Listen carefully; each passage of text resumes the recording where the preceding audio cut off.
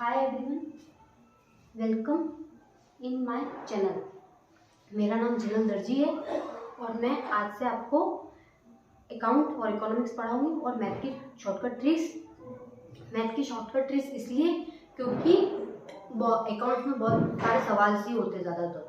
तो सवाल किस तरीके से हुआ आपको जैसे पता ही होगा। एग्जाम्पल है, अपने एग्जाम्पल में क्या होता है कि सीधा लिख दिया होता है कि सवाल किस तरीके से किया, उसमें क्या काटा क्या किया वो नहीं लिख रखा होता है। उसमें सीधा सवाल करके बताया हुआ होता है, ये कैलकुलेशन इस तरीके से हुई, ऐसा कुछ नहीं बताया होता है। तो उसके लिए अगर आपको पता ही नहीं है कि उसको जल्दी से कैसे करेंगे तो आप उस सवाल को नहीं कर पाओगे। इसलिए मैंने मैथ की शॉर्टकट ट्रिक्स चालू की है। मैथ की शॉर्टकट ट्रिक्स आपको डेली नहीं मिलने वाली है, वो 2 या 3 दिन में एक वीडियो आपको मिल जाएगा। सिर्फ 5 to 10 मिनट्स मैक्सिमम होगा। और जो अपने अकाउंट और इकोनॉमिक्स का जो वीडियो होंगे उसमें 11-12 की अकाउंट और इकोनॉमिक्स चलने वाली है। जो अकाउंट इकोनॉमिक्स की होगी वो 11-12 के पहले जो अकाउंट होगी वो 3 दिन अकाउंट की चलेगी और 3 दिन जो चलेगी वो इकोनॉमिक्स की चलेगी 11-12 की।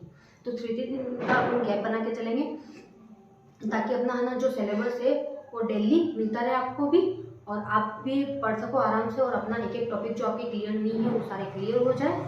इसलिए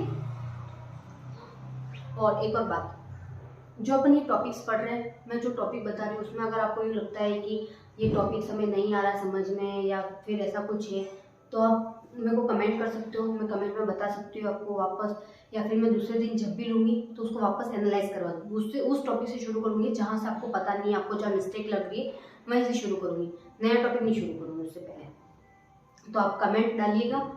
उसके बाद अपना जो ये सिलेबस है, पहले मैं सिलेबस ही बताऊँगी।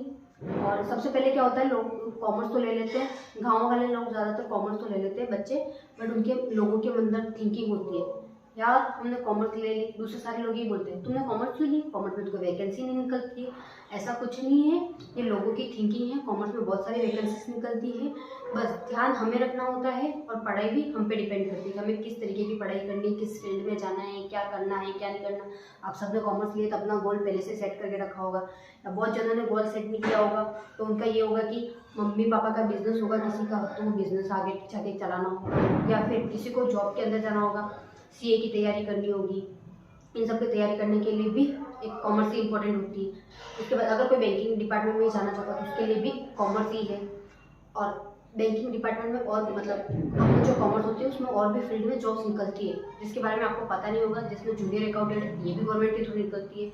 और उसके बाद इकोनॉमिक्स में निकलती है एयरहाउस की, जिनके भी इकोनॉमिक्स है वो, पर उसके लिए अकाउंट होना जरूरी है। अकाउंट के अंदर ही स्टैटिस्टिक्स वापस आएगी, नहीं तो नहीं होगी।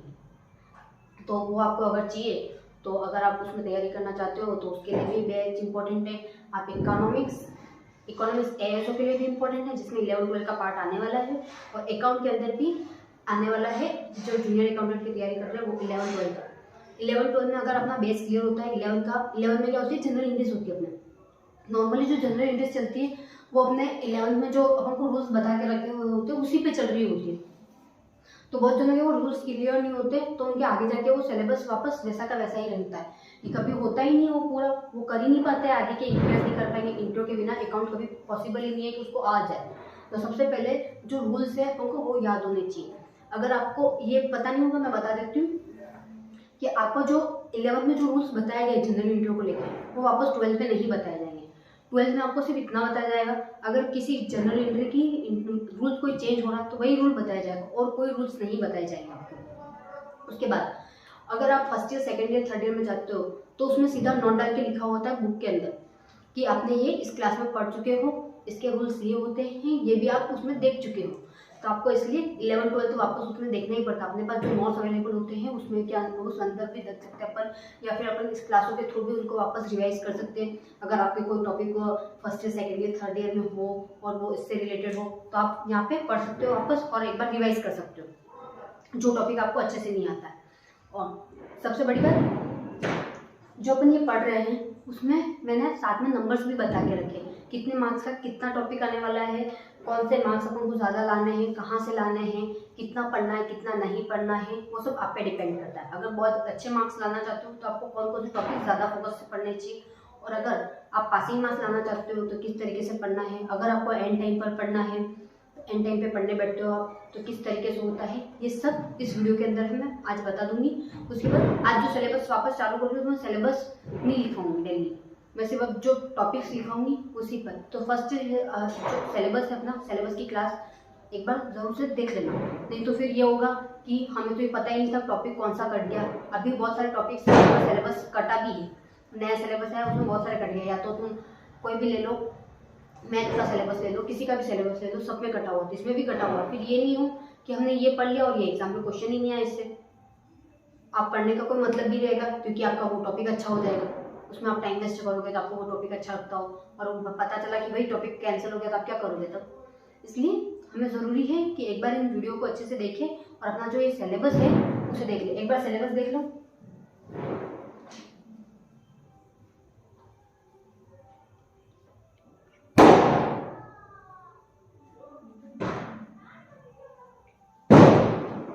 अच्छा देख लिया, अब आपने स्क्रीनशॉट भी ले लिया होगा, स्क्रीनशॉट ले लेना ताकि आपको बाद में भी ये जाके अगर कोई नोट्स नहीं बना रहा है, साथ में ही सिलेबस नहीं लिख रहा है, तो बाद में जाके लिख के पता कर सके।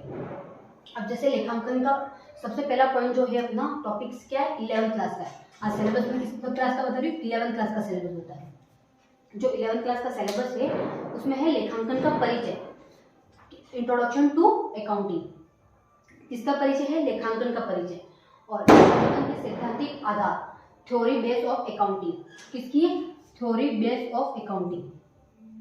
लेन देनों का अभिलेख, first recording of transactions, records of transaction, लेन देनों का अभिलेख। Second recording of transaction, recording नहीं सॉरी रिकॉर्ड्स है, रिकॉर्ड्स ऑफ ट्रांजेक्शन। बैंक समाधान विवरण, बैंक रिकंसिलिएशन सिस्टम्स, तलपट एवं अशुद्धियों का शोधन के लिए trial balance and reflector of the errors, हास्य प्रावधान और संचय, डिप्रिसिएशन प्रोविजन एंड रिजर्व, वित्तीय विवरण, वित्तीय विपत्र, वित्तीय विपणन, वित्तीय विवरण फर्स्ट, फाइनेंशियल स्टेटमेंट फर्स्ट, वित्तीय विवरण सेकंड, फाइनेंशियल स्टेटमेंट सेकंड, अपूर्ण अभिलेखों से खाते, अकाउंटिंग फ्रॉम इनकम्प्लीट रिकॉर्ड्स, लेखांकन में कंप्यूटर का अनुप्रयोग, applications of computer in accounting, कंप्यूटरीकृत लेखांकन प्रणाली, कंप्यूटराइज्ड अकाउंटिंग सिस्टम। ये टॉपिक्स अपने टोटल मिलाकर कितने चैप्टर से, 13 चैप्टर से।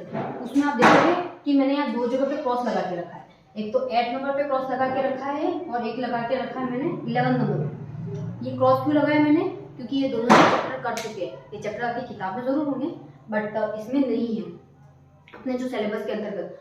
और ये जो मैंने मार्क्स लिखे वो मैंने मैक्सिमम, इसमें इतने नंबर्स आने के चांसेस है। ऐसा भी हो सकता है कि 1-2 नंबर के ऊपर नीचे हो जाए, बट आप इसी को लेके चलेगो तो आपका अच्छा होगा।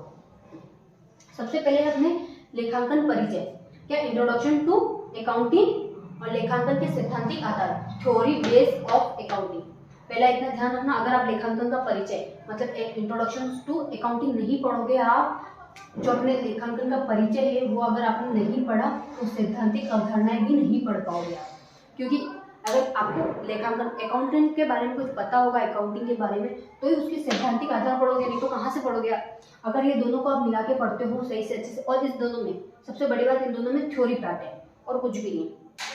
सवाल ववाल इसमें चालू हो ही नहीं रहे, अभी सिर्फ थ्योरी चल रही है। तो थ्योरी में एटलीस्ट आपको सबसे ज़्यादा थ्योरी तो अच्छे से याद हो ही जाती है। तो थ्योरी जो मार्क्स है 10 मार्क्स का है। कितने मार्क्स का है, 10 मार्क्स का। फिर लेन देनों का अभिलेख फर्स्ट और लेन देनों का अभिलेख सेकंड, दोनों कितने का, 10 मार्क्स का। अब ये भी चीज ध्यान रखना, 10 मार्क्स का है और यहाँ पे मैंने फर्स्ट सेकंड लिख रखा है। दिख रहा है आपको फर्स्ट सेकंड क्यों लिख रखा है, क्योंकि ये इसका फर्स्ट पार्ट है, ये सेकंड पार्ट है। अगर आपको फर्स्ट पार्ट अच्छे से आता होगा तो ही सेकंड पार्ट समझ सकते हो, नहीं तो ऐसा कोई भी नहीं है जो फर्स्ट पार्ट बिना समझे सेकंड पार्ट सीधा समझ ले। क्यों, क्योंकि इसके रूल्स आधे इसके अंदर होंगे, इसलिए वहाँ फर्स्ट सेकंड लिख रखा है। ऐसे नहीं है कि उसने फर्स्ट सेकंड अपनी इच्छा से लिख दिया। आपने भी बहुत बार देखा होगा कि 2 पार्ट में हर चीज दी हुई होती है, तो उसमें एक पार्ट में उससे रिलेटेड ही होता है और दूसरे पार्ट में क्या होता है, उससे रिलेटेड होता है। जो आधा बेस ताकि पता चलता है, और वो नोट डाल के भी लिख देते। बहुत बार तो ऐसा होता है नोट डाल के लिख दिया जाता है कि ये इस पेज पर पढ़ रखा है कि ये सवाल इससे रिलेटेड है। आपने अभी तक 10th में या ऐसे कुछ पढ़ा होगा, 10th में जो 11th वाला है वो 10th से भी पास करके आया, तो उन्होंने देखा होगा कि ये सवाल सेकंड सवाल पे बेस है और उसमें आगे थोड़ा सा रूल चेंज हो जाता है, इस तरीके से करो, इस क्वेश्चन का आंसर अब ये बताओ, ये लिख दिया जाता है। तो यहाँ पर भी इस तरीके से ही आ सकता है कि अभिलेख फर्स्ट है और अभिलेख सेकंड है। अगर अभिलेख फर्स्ट आपने सही से पढ़ के रखा है तो अभिलेख सेकंड भी आप अच्छे से पढ़ लो। आते हैं बैंक समाधान विवरण। बैंक में क्या है, अपन बैंक की तैयारी कर रहे हैं उसमें भी आते हैं। अपने बैंक का पता ही नहीं हो, आप चलो ठीक है बैंक की तैयारी नहीं कर रहे, आपके पास बैंक की पासबुक तो होगी। अगर आपको बैंक समाधान नहीं पता है कि आप उसने किस तरीके से किया है, किस तरीके से नहीं किया, तो आपके जो बैंक की डायरी होती है ना, उसमें एनालाइज करने में भी आपको इजी होगा।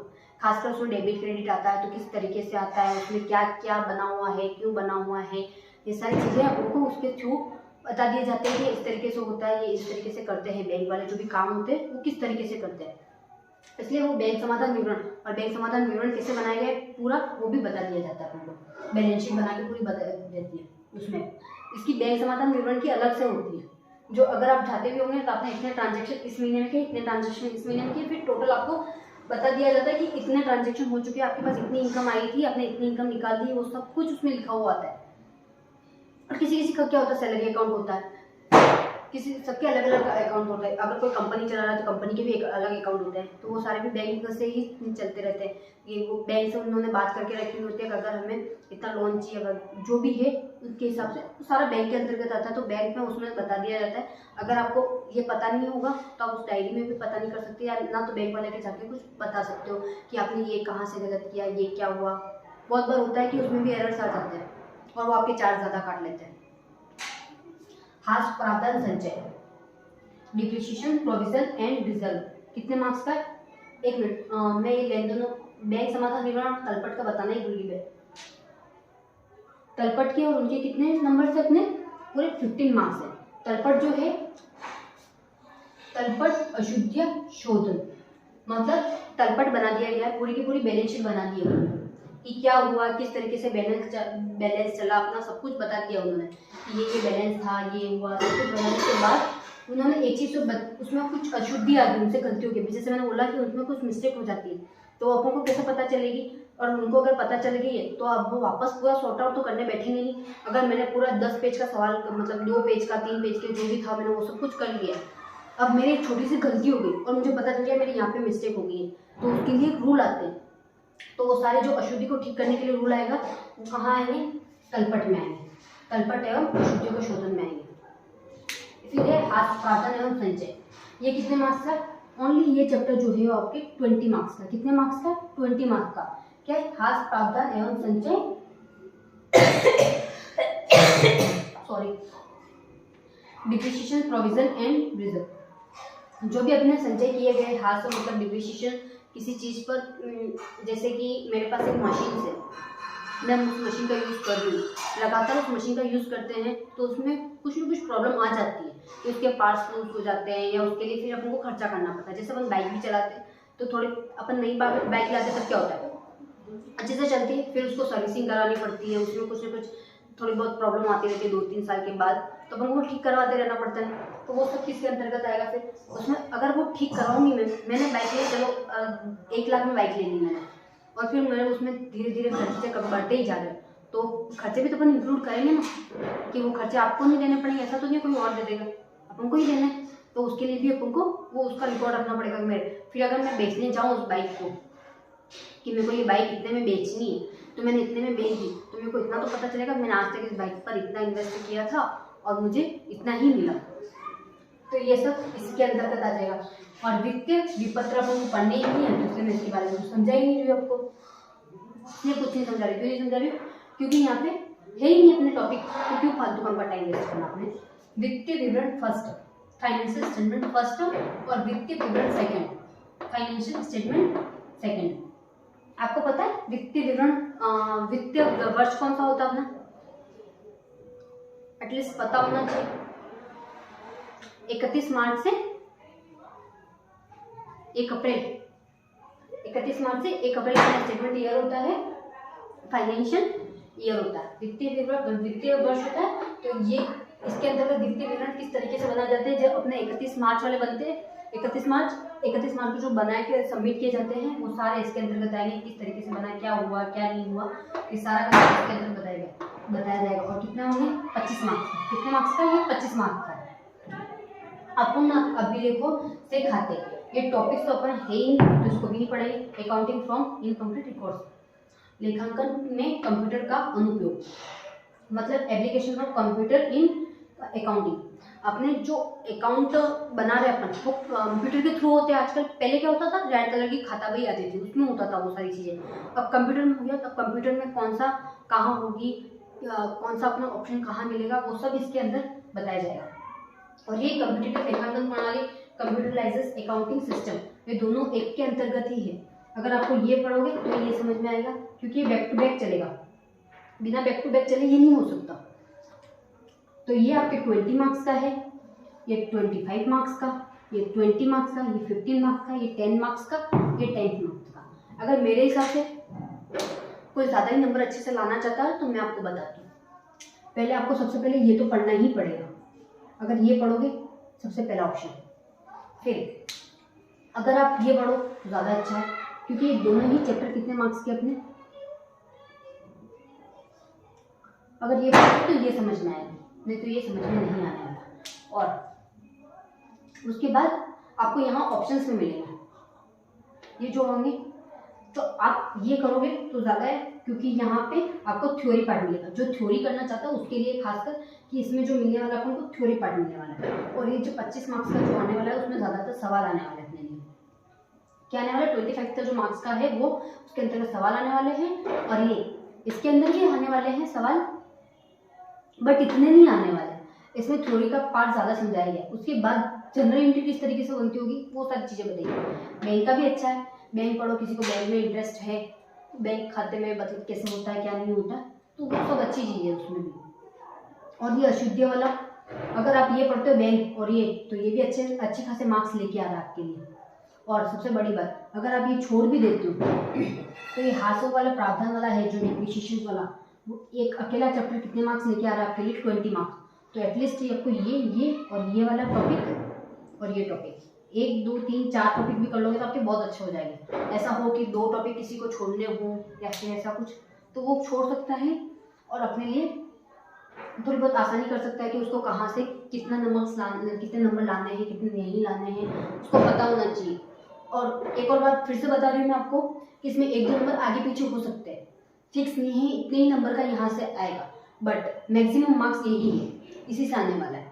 अगर आप इसमें जोड़ करोगे तो शायद 1-2 नंबर आगे पीछे हो जाए, तो इसलिए मैं पहले ही बता देती हूँ कि इसमें जो भी होगा देख एग्जाम के पेपर में आ ही जाएगा। अगर आपको सर ने भी बताया होगा कि इतने नंबर का आने वाला है, इतने नंबर का आने वाला है, सारी चीज़ आपको सर ने भी बता के रखी होगी जो आपको पढ़ा रहे होंगे। और नहीं भी पढ़ाया आपको या नहीं पता है तो मैं बता रही हूँ, आप ध्यान से देख लेना और अच्छे से ये सारे मार्क नोट कर लेना। अगर नोट नहीं किए तो आपको बाद में ये पता नहीं चलेगा कि मेरे को, अगर चलो यही टॉपिक हुआ आपके खास प्रावधान वाला डिप्रिसिएशन वाला ही टॉपिक आपको नहीं आ रहा है और आपने उसको छोड़ दिया तो आपके कितने नंबर चले जाएंगे? 20 मार्क्स चले जाएंगे। और किसी को भी पास होने के लिए, अच्छे परसेंटेज बनाने के लिए 20 मार्क्स बहुत ज़्यादा इंपॉर्टेंट होते हैं। विदाउट 20 मार्क्स के वो उसका परसेंटेज लेवल बिल्कुल लो हो जाएगा। अगर वो बाद में देखिए कि चलो ये फाइनेंशियल इंस्टीट्यूशन वाला मुझे आ नहीं रहा, ये दोनों टॉपिक एक साथ हैं तो मैं इसको भी छोड़ देता हूँ, कोई ये सोच ले, तो वो भी 25 मार्क्स है। 25 मार्क्स भी बहुत ज़्यादा इंपॉर्टेंट होते हैं। अगर कोई 2 टॉपिक एक साथ बैक टू बैक चल रहा है तो इसका पूरा यहाँ का से शुरू होगी, यहाँ अगर थ्योरी पार्ट होगा तो यहाँ पे सवाल होंगे, तो वो सारा एक साथ चलता रहेगा, तो यहाँ पे 25 मार्क्स होंगे। तो 25 भी बहुत इंपॉर्टेंट होते हैं, तो इसलिए जो ज़्यादा नंबर का है पोर्शन उसको तो बहुत अच्छे से देख लेना, तो जो कम पोर्शन लगता है आपको कम नंबर का है उसको छोड़ना चाहो तो एक बार छोड़ देना। या फिर ऐसा है कि आपको कोई सवाल नहीं आता है तो आप सवाल के लिए तो कमेंट कर ही सकते हैं मेरे को।